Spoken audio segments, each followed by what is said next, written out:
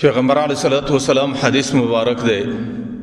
پیغمبر علیہ الصلوۃ والسلام پای کې عجیب حالات بیانوي چې د اوس معاشره ته ګوري دا به یقین سے توای چې پیغمبر علیہ السلام دغه معاشره حالات پستر ګولې دي دي یو مرض پیغمبر علیہ الصلوۃ والسلام وی چې کله په معاشره کې په ناپتول کې کمی راس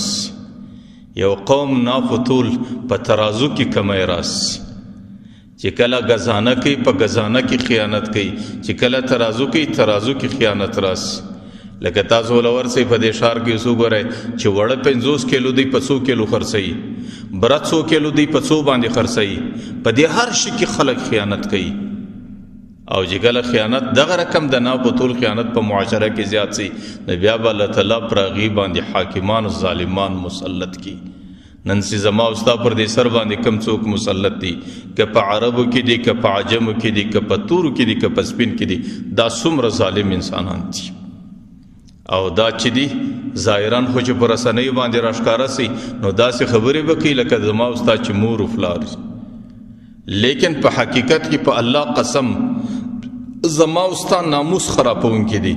زما اوستا پر دولت باندې حمله کوون کې دي او زما اوستا د بچانو د خلیصه ګولک شون کې دي زما اوستا د بدن سوینې زبېښون کې دي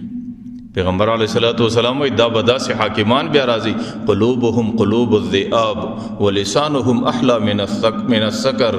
جبه به د شکر سره ډېر خوږي وي چې کله پر خبري رسنۍ باندې ښکارا سي ستا به یقیني چې زما د ټول انسانيت زیات خیر خوا دغه انسان دی لیکن پیغمبر علیه السلام وی قلوبهم قلوب الذئاب په باطن کې به یو درندې چې ستا د ژوندۍ پر یو ترتیب باندې بده صرف نه لري او دا به ولي الله تعالی دا درنده زما اوستا پر سر مسلط کړي دا غي وجه دا چې ماوتا په خپل ظالمانیو